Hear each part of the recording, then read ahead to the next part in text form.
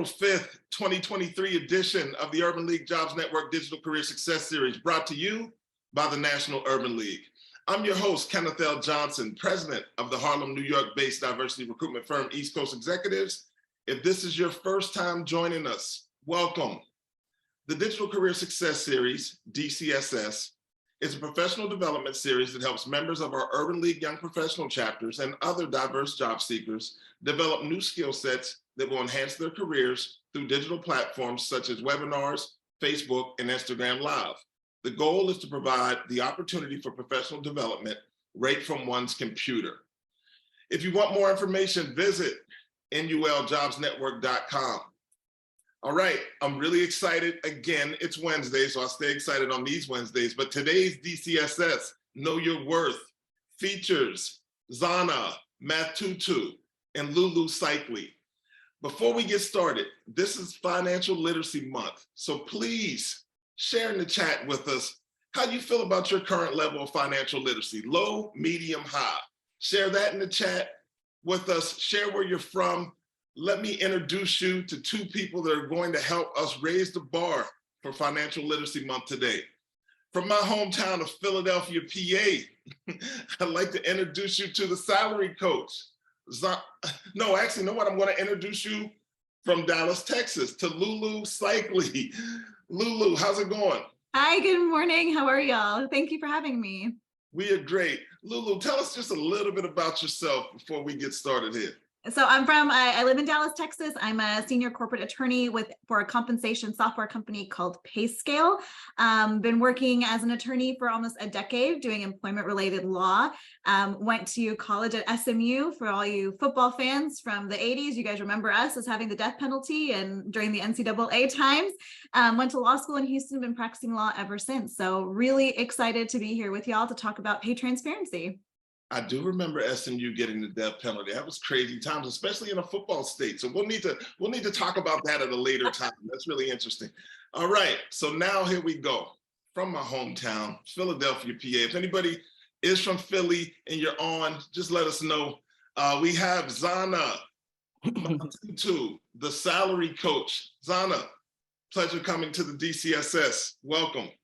Yes. Hey, everybody. It's good to be here. I am currently the salary coach. I work with a lot of candidates to really help them up their pay in corporate America. I tend to tell people that I work with white collar roles, but really, no matter what someone's background is, it's really about how people position themselves. And with the amount of data that I gathered over the last 12 years in working with so many people from other racial backgrounds, I kind of have good insight into how people of color can navigate to higher pay in the fastest way. Man, we appreciate that. And then you grabbed the moniker, the salary coach. So you know I had to get you on for this conversation. This is a conversation about pay transparency and salary negotiation. We do believe that it's best for us to kind of start out with pay transparency. So I'm going to go and pass the mic over to Lulu. So Lulu can get us started. Know Your Worth. Lulu Cycli, senior corporate attorney in employment at PayScale. Lulu, let's do it. All right, let's do it. So I want to just give y'all a heads up. This can be a little dense, so ask questions. Please ask questions. I'm going to try and make it as easy and bite-sizable as possible. So let's go to the next slide and just figure out what our roadmap looks like. I guess maybe one more slide. So we're going to talk about kind of what 2020 at PayScale, at the company I work for, PayScale, we do several reports every year. And one of the reports that just came out is the Gender Pay Gap Report. So we're going to talk about that. We're going to talk about how pay equity laws have kind of evolved through this country until present day. We'll talk about salary history bands, what that means, and how you guys can use that in practice when you're interviewing for jobs. And then we'll talk about kind of the evolution of pay transparency. How did it start? What the heck is it? Why are some job postings having salary ranges in it and why do some not? And then we'll talk about what's next for pay transparency. And then I want to talk to y'all about PayScale Salary Survey as a free resource for y'all to use when you're on the job hunt. So wow, we love it. We appreciate it. And listen, if you have questions, please feel free to drop your questions into the Q&A. We do have a Q&A segment at the end, and we will make an effort to get to all of your questions. But if you have any other things that you want to discuss, please continue to use the chat to discuss topics that are taking place today. Lulu, it's back to you. Yeah, no, this is great. So for those of y'all who don't know, there are actually federal equal pay laws on the books, which means that if you are, if you're a man and a woman working a similar job, under federal law, you're supposed to be paid equally for that job. That is on the federal level. All 50 states, I will exclude Mississippi for 1 second, but all 50 states have adopted their own equal pay laws. But what's been so great to see is that all of the 50 states, except Mississippi, have actually expanded what the equal pay laws do. So it's not only that men and women have to be paid for similar jobs, it's that no matter your race, ethnicity, religion, disability, gender, sexual orientation, kind of the litany of all of these protected classes, that you are supposed to be paid equally regardless of any protected classes. Mississippi did enact their own equal pay law, but they've only limited it to gender so that men and women are to be paid equally for their work. So let's move on to the next slide. And for those of y'all who don't know, there is still a gender pay gap in the United States. And I know it's shocking to hear in 2023, but it is the reality that we're living in. When we talk about uncontrolled gender pay gaps, that is literally just comparing men to women of how they're being paid and how much they're being paid, regardless of their job. As of today, women earn 83 cents for every dollar a man earns. When we look at the controlled pay gap is truly measuring men and women who work similar jobs. We're doing a little bit better there, but men still earn 99 cents to every dollar that a man earns. When y'all get the slides, you will see there is a link for the gender pay gap report if you're interested in learning more about kind of the process that we took and what the results showed. But on the next slide, we have some charts that I don't know that y'all will be able to see quite clearly, but would love for y'all. I wanted to include the information so y'all could take a look at it afterwards.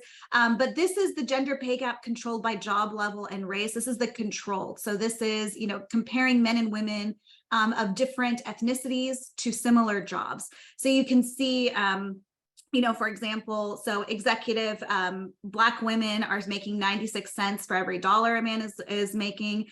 For individual contributors for Black or African-American women, they're almost equal, about $1. But you look at Asian women, for example, who are directors, they're actually making more than men. So this is kind of all over the place. We'd love for you guys to take a look at our gender pay gap report. It's quite eye-opening, especially for 2023. But would love to include this information for y'all. Let's do the next slide, please. And then this is the same chart, but for the uncontrolled pay gap. So this is just looking at men and women of different ethnicities for just working, not necessarily, nurse to nurse or teacher to teacher. But you can see that the disparities are much greater when we generally compare men and women, depending on race and ethnicity. Okay, let's go to the next slide, please. So I mentioned salary history bands. So salary history bands was kind of the first way that a lot of states tried closing the gender pay gap. So what does this mean for y'all kind of in a practical sense? If you live in any one of these states on this chart, if you are interviewing for a role, the employer that you're interviewing with cannot ask you how much you are currently making. This was in an effort to not allow employers to kind of lowball any offers that they're making. Because if they say, okay, Lulu comes in and she's like, how much are you currently making at your job? And I say, I'm making $100,000. The recruiter's like, great, we've budgeted $150 for this role. We can get Lulu really cheap. That's why these laws were put into place. So if you live or are applying to roles in any of these states, the employer cannot ask you what you're currently making during the interview process, but what they will ask you is, what are your salary expectations? I imagine Zana's going to talk a lot more about that and how to apply these practicalities. I won't take up too much time on this piece. But again, the goal is to really help with the cycles of pay and equity, because women and women of color have been quite disadvantaged when it comes to being kind of lowballed for roles. And this was a first attempt to try and close that gender pay gap. So let's move on to the next slide, please. Hey, Lulu, I have a question for you. Yeah. So, do you have kind of a template answer that you suggest people use when they ask, what are your salary expectations? Yeah, so what I typically say, or what I've said in the past at least, and I know Zana probably has a lot better examples, but what I've typically said in the past is, I'd love to know how much you've budgeted for this role. That's usually my go-to response, because at that point, the employer has already budgeted for the role. They can give you the range. And we'll talk about this in a second, but in a lot of states, actually right now, in a lot of states, if a candidate asks you for the range of the role, in some of these states, it's a law, they have to give it to you. So California, Connecticut, Maryland, Nevada, the cities of Cincinnati and Toledo and Ohio, Rhode Island and the state of Washington, during the interview process, if you're a candidate and the employer has not given you a salary range or you're going in blind, during that first contact with a talent acquisition professional, you should ask them, what is the budget? What is the range of this role? Or what is the budget of the range that you've budgeted for this role? So it's actually law in these states that if you ask for the range during the interview process, or if a candidate requests it, they have to give it to you. So that's something I imagine Zana's going to talk about too. Okay, let's move on to the next slide, please. So what's been kind of like popping up in the news quite a bit, if you are connected with me on LinkedIn or follow me on LinkedIn, this is literally all I've been posting about for the last year, is about pay transparency and job postings. So back in 2021, Colorado was the first state to make law that if an employer posts a role that can be performed in Colorado, that in the job postings, they have to post a salary range of what they're looking for the job. So the job would say like, software engineer 1, the salary range for this role is $100,000 to $175,000 a year. So that way, when candidates apply for the role, they're not going in blind.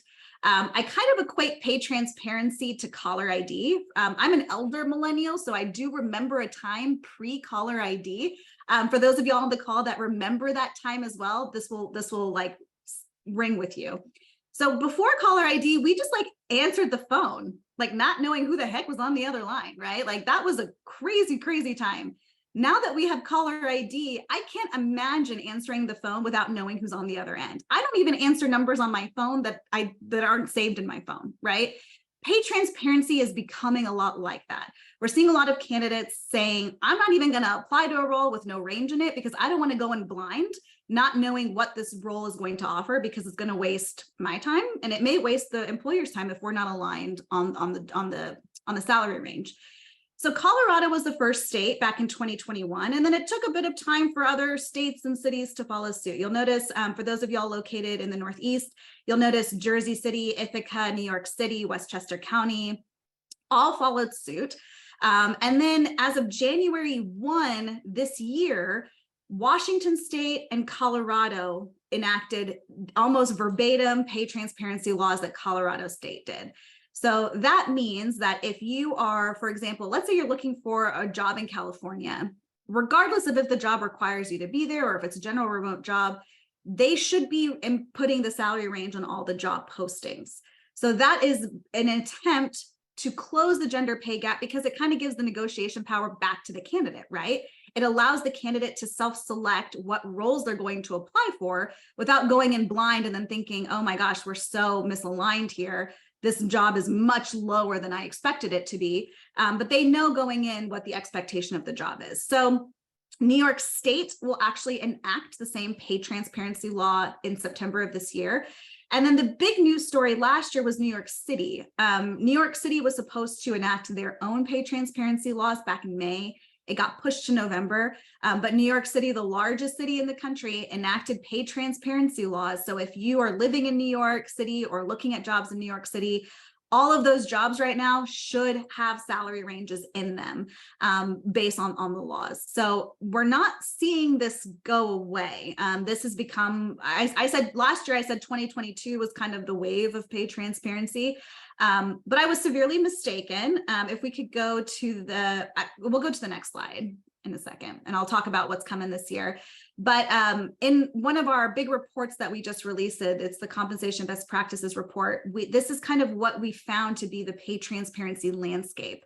1 in 5 Americans live in a state with pay transparency laws. That is insane. Think about it. 1 in 5. That is a lot of candidates, especially if you're in a remote work environment. Like PayScale, the company I work for, we are a remote first environment. We hire from all over the country. This is my office in my home. I am sitting in it. I have colleagues all over the world. And anytime PayScale posts a job, we have to post a salary range. So we're making sure that we're abiding by Colorado's law, Washington's law, California's law, New York City's law, and then upcoming New York State's law. We have seen a major increase in the number of job postings that include salary ranges. It's almost doubled. We're almost at half the number of job postings that now include a salary range, which is amazing. I think that it's gonna continue dominoing into the next couple of years. I think in the next probably 3 years, I think we're gonna see like 90% of jobs have job postings or salary ranges in them. And then 70% of organizations who post salary ranges say that doing so has led to more people applying to their roles. That's going back to like the caller ID sort of image here, right? Candidates don't want to go in blind anymore. So it's on the onus of the employer now to post those salary ranges to attract the best candidates. We saw that 73% of US workers are more likely to trust organizations that provide a range in their job postings. So we at PayScale, the software we sell is to organizations to help them become compliant with pay transparency laws. And what we tell organizations who maybe don't live in a state or don't have to abide by pay transparency is that even if you don't have to abide by the laws, it's a great branding opportunity for y'all to be able to attract the best talent. If you're competing with tech on the West Coast, all of your tech competitors are posting salary ranges because they have to. You should probably jump on the bandwagon and do so too, right? Because you're trying to get all of those great candidates as well. You know, I was thinking, Lulu, as you were going through this, I'm like, wow, this seems to be candidate and talent acquisition driven. Yep. As much as the legal side of it, right? Yep. Oh, interesting. It's socially driven too. I mean, the Gen Zers if y'all are on TikTok, I feel like I'm a little too old to be on TikTok. I still don't understand how it fully works, but on TikTok, for example, Zana may be able to talk about this too. There is like massive social movement from the younger generation they've been standing up and they've been saying, why is salary taboo? We should be talking about it. This gap still exists. The more we talk about it, the more likely it's going to close. And so it's not only the laws that are kind of requiring employers to do the work, but it's the social pressures from the candidates that they're looking to hire as well. And then we also saw that 66% of organizations who did post salary ranges say that doing so has increased the quality of their candidates, right? That's huge. So let's go to the next slide because I want to talk about kind of what we're seeing next. So we just finished the first quarter of 2023. These are all the states that have proposed pay transparency bills in the legislature. Now, I can't promise they're going to go anywhere. If I'm going to put my money on any state, it's going to be Hawaii.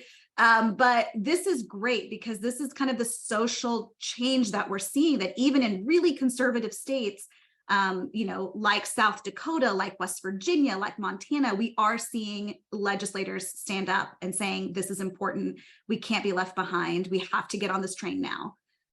Let's go to the next slide, please. So I mentioned at the very beginning of the presentation that, at PayScale, we have a free tool on our website, and it looks like that Dory just posted the link in the chat. It's called PayScale It. So you can go in and either you're looking for a job or you have your current role, you can put in your information, where you're located, maybe the amount of education you have, how many years of experience, what your title is, and PayScale will tell you like kind of what the range is from our crowdsourced data of like what that's looking like. So that way, if you're going into an interview and you have no idea what the heck you're supposed to ask for, you have the data for free from PayScale to back it up. So that way you have crowdsourced, verified data showing that, RNs with 10 years of experience in Atlanta, Georgia are making between this much and this much. That way you don't feel that you're asking for that much more outside the range. So I really encourage y'all to go in and take it. We can't keep this crowdsourced data without crowdsourced information. So I would love for everybody to go in and PayScale it themselves, put in your own kind of job and see what others are making in your range, in your area. And that's going to help us at PayScale help organizations budget for their roles so we can continue seeing pay transparency come down the line. So that's all I've got. And Ken, I'm going to pass it back to you. Amazing information. Thank you so very much. I also want to say thank you to Nicole Tessier, because apparently I couldn't have called you. You weren't going to answer my call. Exactly. I was screening all of my calls because of caller ID. I can appreciate that. I want to encourage all of our listeners to, and all of our attendees today to go to payscale.com and take a look at that information and just get your salary stuff right. So speaking of salaries, I want to talk about Know Your Worth. I'm really excited as well to have Zana Matutu, the salary coach, coming on to speak salary. So Zana, we have a ton of information on pay transparency, how people can gather information. But then you know how it goes when you're in front of that hiring manager or in front of the hiring team and the influencers. Sometimes things don't go as planned, and you need to have a strategy and a plan yourself to approach getting what you deserve. So let's jump into it. Know your worth. Precisely.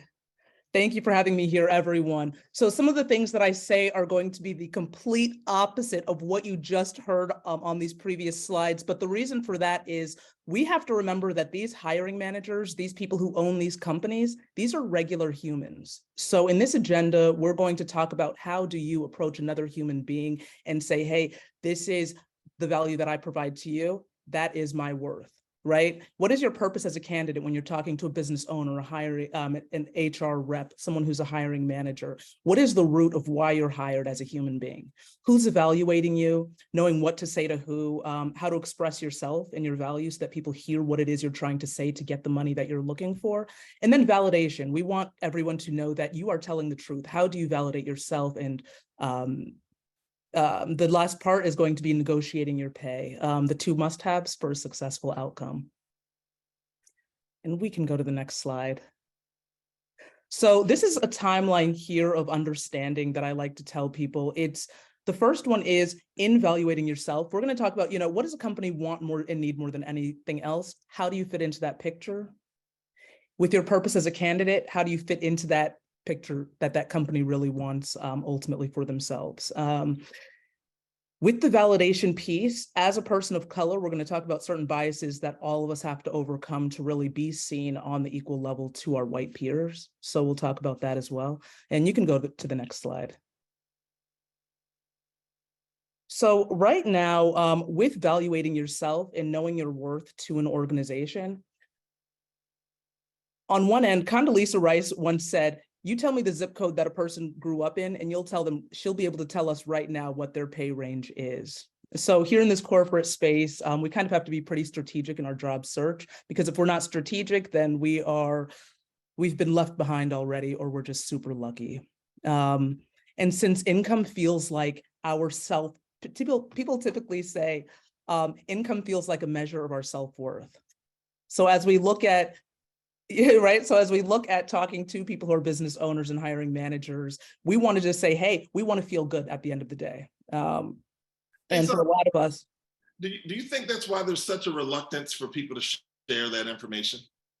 110%. Some people, shame is one. And then on the other end, it's, I don't want people to treat me differently or think that I'm going to help them in some type of way, if they hear something that's majorly potentially above what where they're at. So one thing I would say is it's a myth. Right now, whatever your job title is, if you were to do a quick Google search of your job title, your years of experience, and the location where you live, you're not going to get the best indication of what your worth is to a company. So I always tell people false. Your job title is not going to be what is going to prove how much someone should pay you. It's also a myth that your skills, your experiences, and accomplishments now make it so that some human in this world has to pay you XYZ amount of money. That's ludicrous, right? I'm an employer myself. I've had over 20 employees that I've paid W-2. Nobody on this planet could approach me and say I have to pay them $100,000 for something, especially if my small business budget is $55K. We're going to be on a little growing team together. So no business owner has a gun to their head of how much they have to pay someone, but there are some candidates who go out of their way to find lawyers to be paid something that someone else makes, because as companies get larger, there's a whole lot of bias and discrimination that ends up happening and making it so that the racial discrepancies in this country get wider. So it's unfortunate. There are definitely, reasons that pay transparency needs to exist. For sure. So one thing I tell people is be aware of your unique selling points. Understand your overall purpose in the company. And some of those selling points could be, you're results driven, you have unique features, outstanding experience, a signature style, something, whatever it is that's going to be something that helps the bottom line of a company. And is it a matter of doing your research to find out what unique selling points are of value to that employer, or just people in the industry in general? To some extent, super generally, yes. If you really just need, that groundwork of where do I stand in this world, Google will give you some indication of it. But really, you see a job posting online and it's a company screaming out a need that they have. If you can approach them in some other way, it's, finding a job is a sales skill sometimes. So, how do you want to position your offer to say, hey, I can be that person who fits that need that you have there. But I'll talk a little bit about how we can do that as people of color with what we have right now. So the next slide.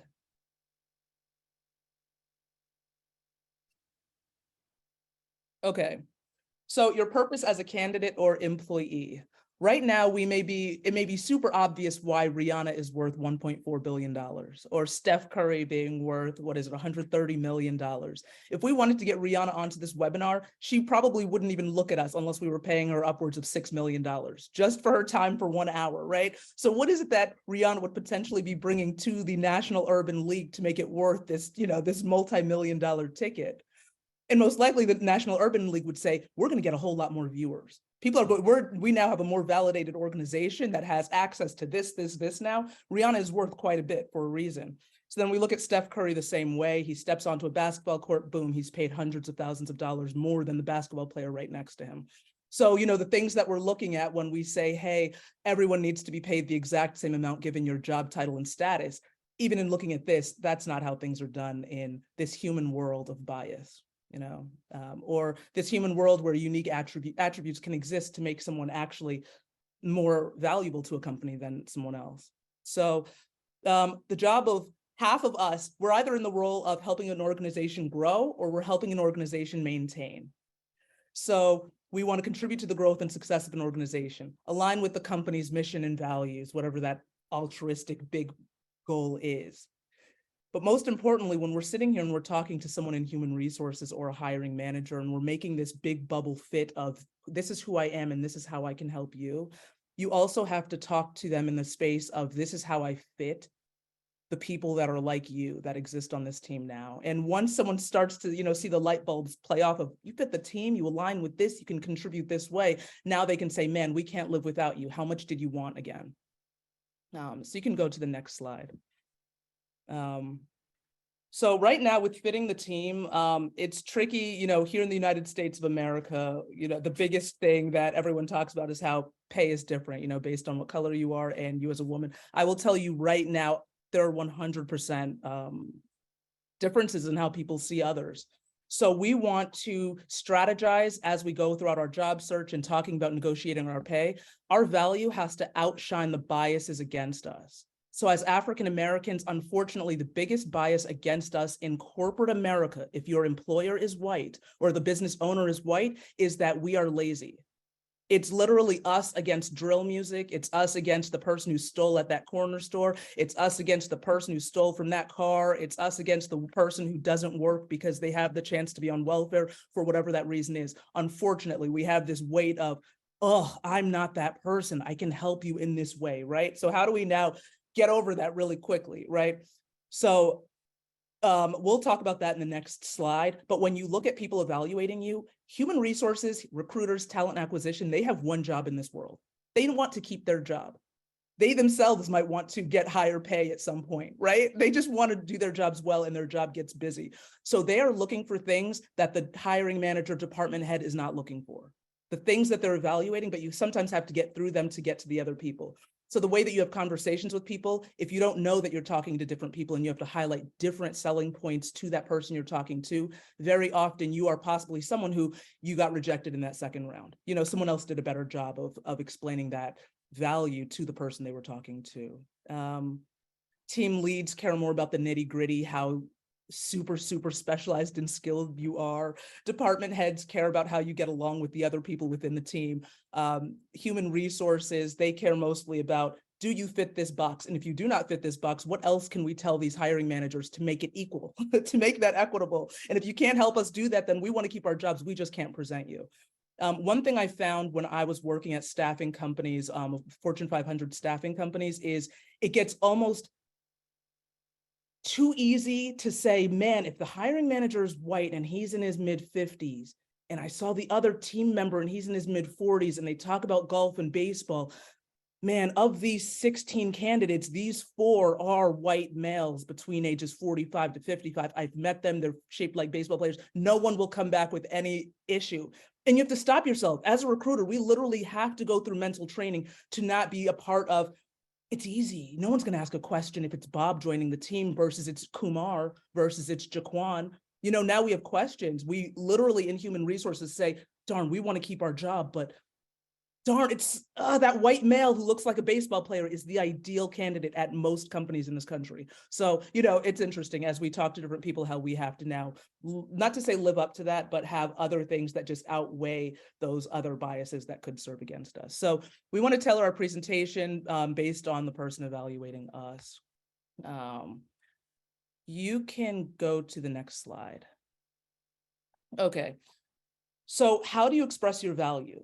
I'm going to describe things on a surface level, and then I'll describe things more deeply. On a surface level, we all need to have a professional online image in corporate America. So corporate America to me are all of the non-blue collar jobs, not working with your hands, but you're working with your mind. You're working on computers, you're working in offices. You need a LinkedIn profile or some other professional website that you can send people to see your background.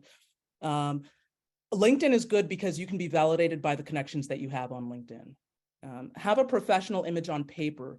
Your resume should not look like a job description with little polka dots of what you had to do at another company. You should be highlighting the true value add that you gave to a company because of you as a human, you yourself. So you should really have a unique resume to you that no one else can pick up and say, hey, this is me, this is exactly what I did.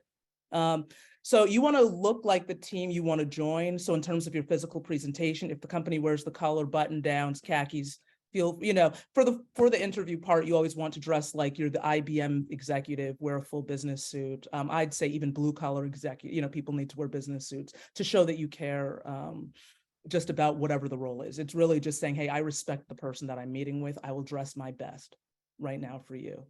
Look like the team you want to join. Have interpersonal communication skills for African Americans. If you have a Black suburban voice, it's way easier for you to get a job than it is for you to get a job if you have the accent of someone who grew up in Philadelphia, someone who grew up in Compton, someone who grew up in an area where maybe you can use slang pretty quickly, but there are things that someone might say, oh, that's an African American voice. So the way we overcome that specifically when it comes to the voice is being more knowledgeable, because remember, as Black people, we're considered as people who know less. So now, yes, you have that extra degree. Yes, you have your master's degree. That's extra validation. Now you have that extra sharp piece of paper that can't be, you know, there's, you know, no discrepancy in the gaps between the jobs that you've held, right? You know, you're making sure that everything dots your I's, cross your T. When you say speak well, if you can't change the tone of your tone of voice, which I don't even recommend anymore that people do, you're going to be highlighting things in your resume that's going to validate you based on how you describe how you work with other people in the department, so that there's a higher up that's saying, oh, that is reviewing that work in a sense. I'll talk more about that, but your resume should, the way that you validate yourself is really based on having your peers and people overseeing you say that, yes, we've seen that they can do that, they are doing it, and we're recommending them to now work with other departments and teams, or this is how you're now impacting the organization. So you're expressing your value by also showcasing your ability to adapt and learn. As people of color, the biggest thing is showing, hey, how we've experienced some level of adversity and we've overcome it, you know, which shows we're a team player. We know how to think outside of the box if the manager's not there. And we really want to show that we can lighten the burden for whoever it is that we ultimately will be working with. We can go to the next slide. Okay. So validation is proving your capabilities. So you're overcoming these obstacles and biases that could work against you. So in the workplace, human resources managers, recruiters, hiring managers, everyone is judging people, unfortunately, by their appearance, their presentation, their size, their voice, the cadence of their voice, their past experiences, who people pick as their references by job title, or even the voices of those references. How you explain anomalies in your resume to show that you're still that great person, even if XYZ doesn't line up. All of these things are coming into consideration when someone is saying, tick, tick, tick, tick, tick, tick, tick, this person is worth this amount of money.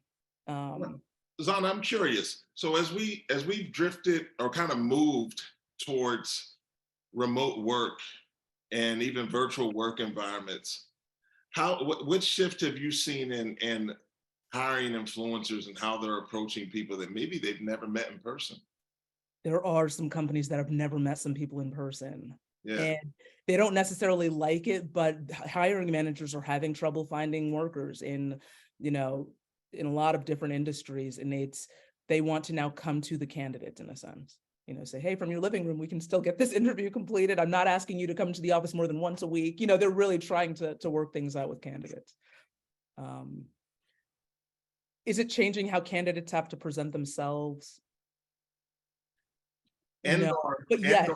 or how the hiring managers are assessing certain skill sets that maybe you would have received in a face-to-face that may not be as easy to ascertain over a Zoom. That is so true.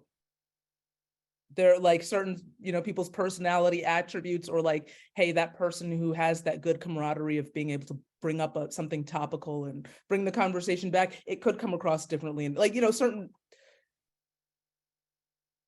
a lot of things can be construed differently, but people are hoping Zoom will be the, eventually equate to that in-person thing. So, yeah. I don't know how many people have been negatively impacted by just doing online. Gotcha. Hiring versus going in person. Yeah.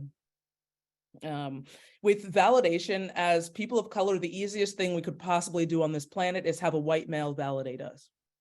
Seriously, if you work in a company and your boss is, you're going to go try to work at Comcast, you're going to go work in this analytics department, the person who's your manager is, I don't know whether they're Indian or they're white, that, finding someone else who matches the person who is the person who's going to be evaluating those people, there are check marks that go off in people's minds that, well, if they trust them, I think I can too. I personally think that all of my job searches have gone pretty smoothly because my references tend to be white males. And I say, I tell them the talking points that they must bring up about me. And I think it's helpful for folks. Right now, we're not in a position to kind of say, hey, go be yourself. You'll get all, you'll go to this 200-person company and you'll get the job of your dreams 2023. Number one, we don't have enough business owners who are Black who have the funds to really hire on, like crazy, like Silicon Valley, different folks. So we still kind of have to mold and shift a little bit to what white folks want of us. And Indian people kind of follow behind what white folks look for in rank of a Black person, from what I've found. Work samples, case studies, and project work, what I've seen over the last 6 or 7 years, I kid you not, companies really value this, sometimes over certifications, degrees. You have a weird background, but you can show projects that you've worked on. You can bring up companies where you volunteered. I think people are taking this really seriously now as an indication that people will stay at the company that they're talking to, decrease hiring costs. And you believe that's been impactful to negotiating higher salaries?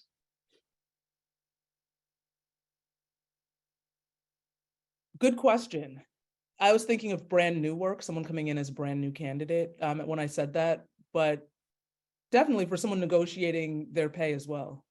For someone negotiating their pay, I think project work, case studies work, yeah, that should all come, I guess, from the company that they're currently in. So, people would take that to heart. Definitely. Yeah. And they should, you're suggesting they should position that work experience as they kind of go through their interview process with the back end goal of securing a higher salary. That actually works for some if you're presented with a job through a staffing company and you don't like the pay range that you see, so let's say it's 90,000 to 110,000, but you know that you've worked at 125,000, you think this company might have the budget if you present you. I'd say go through the interview process. There's a chance that it's annoying for the recruiter, for the person in talent acquisition. Trust me, we want to shoot ourselves once a candidate comes back to us and tells us they want us to tell the hiring manager that they want more money. But sometimes they do now have pull because they've shown their value. Now everyone wants them to join the company. Now everyone's excited, and it's this grand slam of $15,000 more, $25,000 more. Some people can do it, and there are a few folks. A few people might say, "Hey, this is the max of my budget. Can't do any more at this time. This isn't going to work out." But it does work in some people's favor. Awards and recognition is not something that's so impactful for hiring managers, but awards and recognition, I think of someone who's a customer service representative and they're showing that, hey, they're super outstanding, they deserve a raise. They understand that this company is literally looking to bring in more customers and keep them. Awards could be, hey, I got the most, I picked up the phone the fastest. Hiring managers love that. HR loves that. Awards and recognition. And I'm realizing as I'm talking that I skipped over something in one of the previous slides, but it might come up in a question.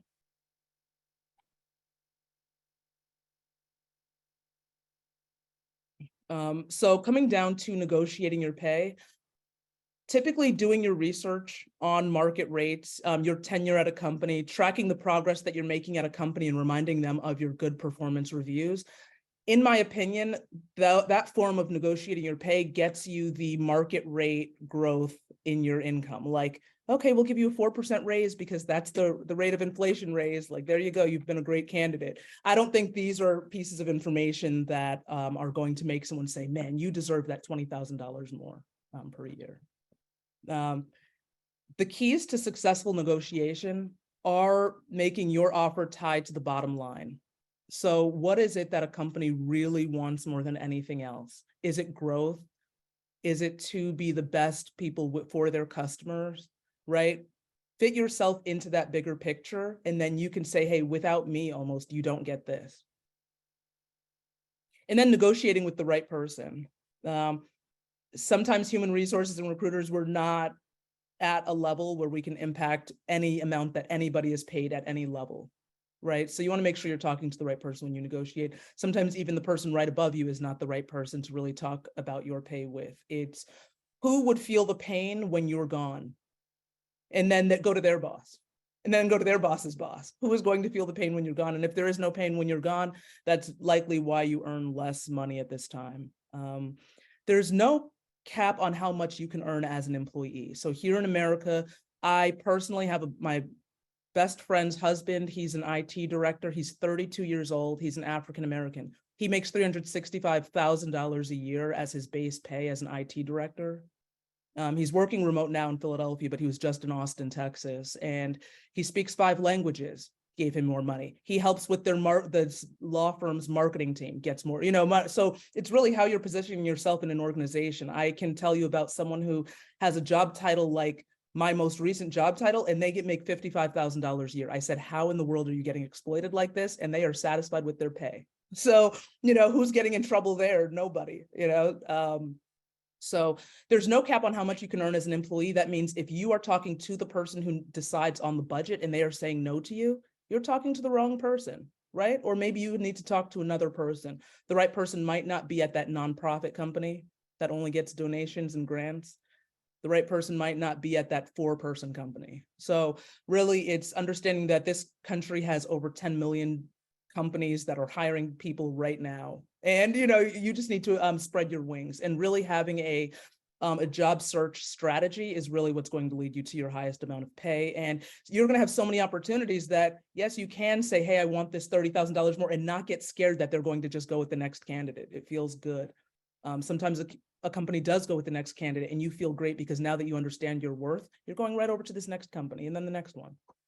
So, and then the last thing is, the older I get, the more I understand that benefits are valuable.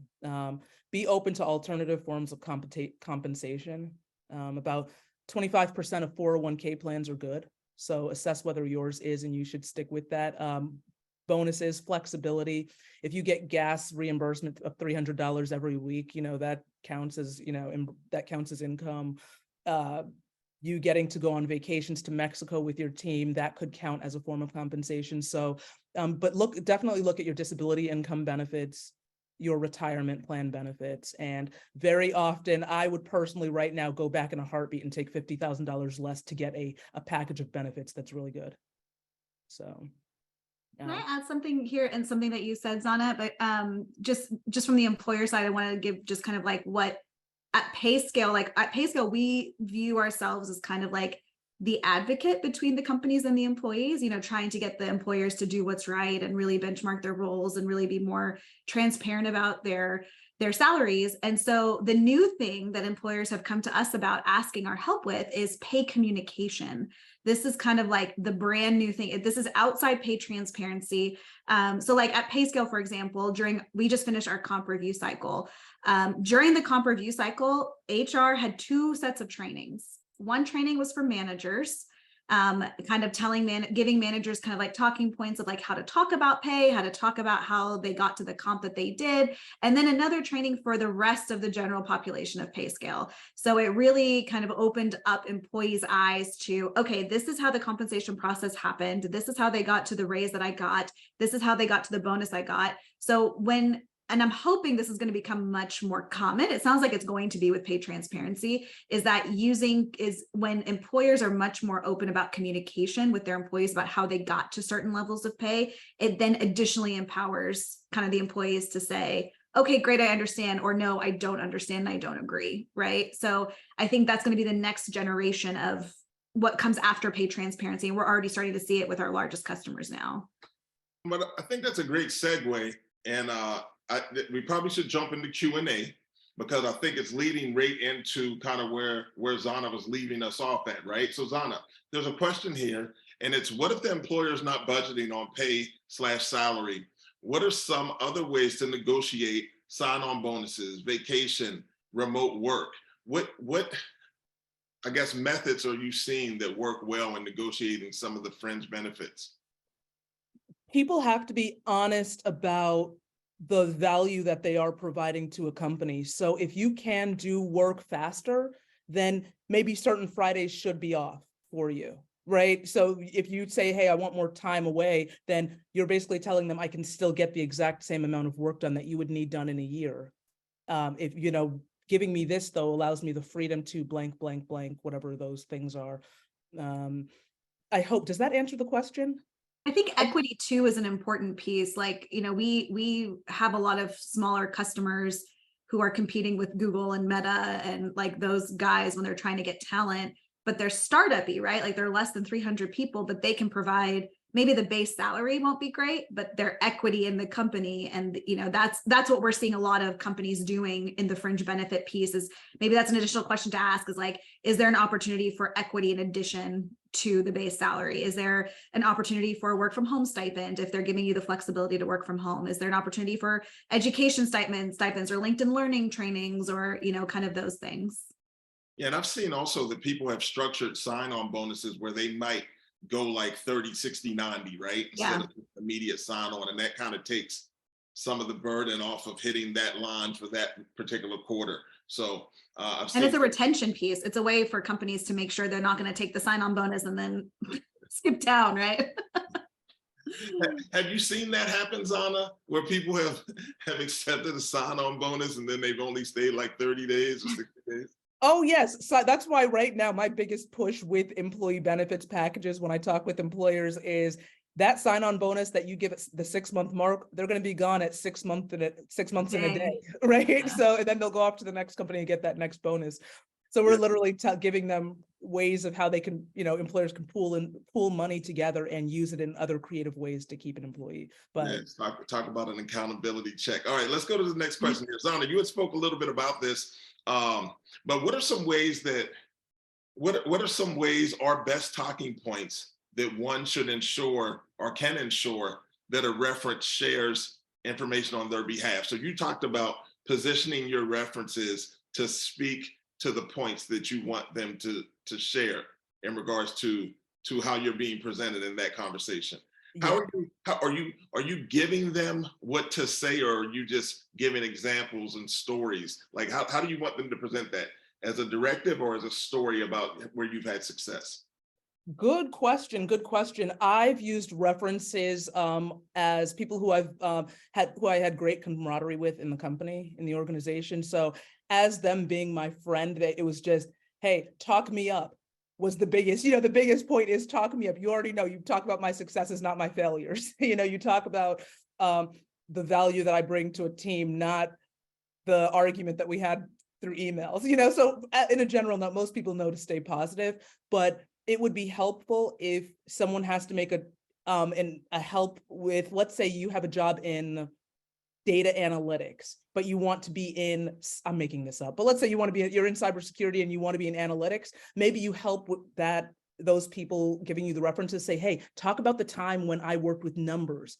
Talk about the time where I made something more efficient because I looked, I'm someone who does research, emphasize that I'm a researcher, so it's almost like, hey, give certain points of, you may think this is their title, but this is also what they do. Or you may, you want your references to kind of fill in the gaps that might be on your resume. And if there are no gaps on your resume or any issues, then you just want them to validate each point. You can share your resume with them maybe, but oftentimes those references know at least quite a bit about what you're doing in the workplace. So Lulu, I have a question for you. You've provided a ton of resources and information that's available to speak to pay transparency, but how does one negotiate with people who just don't see your value? Like even within those ranges, you may be trying to negotiate up, right? So how can you use those resources maybe to point to your value in the marketplace as a whole? Yeah, I think it's important. So when we talk to our customers and we kind of get the inside baseball information on what's happening in the ranges, we know that a lot of organizations have come to us and said, we hate posting the ranges because someone's going to come to us and say, we want the top of the range. And so that's always been a struggle, right, for organizations. What we tell organizations, even before they talk to a candidate, is you have to decide internally what your target's going to be within the range. So let's say you're going to aim for the 60th percentile of whatever range that you post. And then based on objective, non-discriminatory, reasons, maybe the job's been open for a long period of time, et cetera, then, you can go up from there. As a candidate, I think that if you're looking at the range, this actually happened to me in a job not so long ago, where the range was actually very low from what I was expecting. I went through the interview process. It was maybe like $15,000 lower than I was expecting, the top of the range. I went through the interview process. I showed my value. I got the team to really like me. And then at the end of the day, I negotiated up past the range because I showed my value in terms of, this is what I can bring to the role. These are extra things I can bring that may be outside the job description of the role, but really doing your research as a candidate about the company, right? So like when I go and I apply, like PayScale was the last job I applied for. So like I went and I said, okay, they're looking for a senior corporate employment attorney, but this is an organization that's in the compensation space. Outside of just being PayScale's attorney, how can I position myself to help the business side of PayScale, since they're an HR compensation company? And so when I went into that interview, it wasn't just about what I did in the law firm world and how I helped companies, and HR be compliant. It was, oh, and by the way, I understand your business and I can also help you on this end as well, which is outside the job description. And now my job description is all over the place, which I'm very excited about, but like I'm now working cross-functionally, not just in the legal team, but I'm working on the marketing team, like doing things like this, working in the business organization, working on the legal side as well. So I think that that's doing your research, and it's not just your compensation research, but it's doing your research about the organization as a whole and where you think you can fit in, and then asking questions during the interview process, right? So you can't position yourself in the organization without understanding what the goal of the organization is, and then finding where you can fit in. Maybe that's a little bit outside the job description because maybe they haven't thought about using user resource that way. And that's how I think you can position yourself differently. Okay, great. Thank you so very much. Last question, but also before I check here, I know people have asked in the Q&A if this will be available. Yes, this and all of the other Urban League Job Network Digital Career Success Series shows are available on our YouTube channel. So visit YouTube and search Digital Career Success Series Urban League Jobs Network, and you'll find this probably by Friday, but all the other ones will be there as well. And I believe they just dropped something in the chat about that. All right, Zana, real quick, like 30 seconds. Amber says, it sounds a bit like code switching.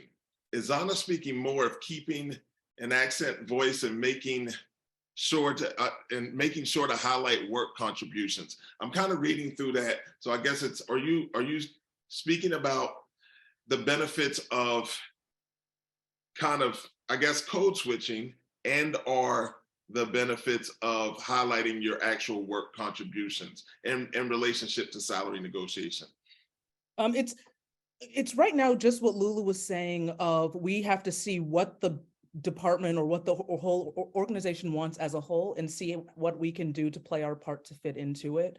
And then even what she said of, if we can come up with other ways that we may be able to help the organization that could lead to higher pay.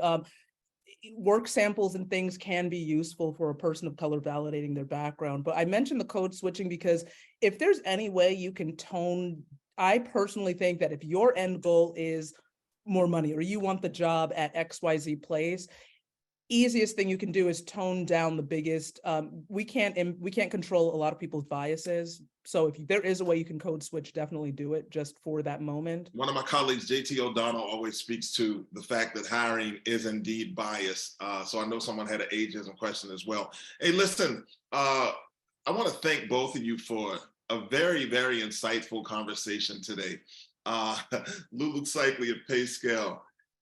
If you want to connect with Lulu, she is active on LinkedIn. I see her constantly sharing stuff. I was looking at some of your content today regarding pay equity and pay transparency. So thank you so very much for not only being a leader in the space, but openly sharing your expertise with all of us. So thank you so very much for joining us today. If you want to connect with Lulu, her LinkedIn information is there. And I do know that she's on LinkedIn and active. If you'd like to connect with the salary coach, Zana Matutu, I'm telling you now, her Instagram is something special. I see her there. I see her doing some great things on IG. I do know that she's on LinkedIn as well, because I've connected through there. And you can visit the website at upmysalary.com. All right. Thank you very much for joining us today. The next slide, if you want to connect with me, Kenneth L. Johnson, please, you can connect with me on all social media platforms pretty much, but visit eastcoastexecutives.com and you'll find all of that information. So look, we're going to do it again, and we're going to do it again in a few weeks. April 27th, Benefits and Beyond. We continue the Financial Literacy Month activity by teaching you how to navigate salary increases, benefits, earnings, and investing to meet your goals and build wealth. I know the two guests that are coming on next week, and they are amazing. I'm sure there'll be information to announce them later on in the week. But in the meantime, thank you all so very much for joining us today. Lulu, Zana, I really appreciate your time. We're going to do it again April 27th. I'd like to thank, on behalf of the National Urban League, Wanda Jackson, Dory Brown, and the entire UL team, I'd like to thank you for joining us today. I hope we answered your questions. Please, there's a ton of resources coming. So if you go to the Urban League Jobs Network YouTube channel and you chime in there, even in the text box, you'll see resources and links to the resources provided by both Zana and Lulu. Thank you so very much, PayScale Salary Coach. We appreciate you. Have a good day.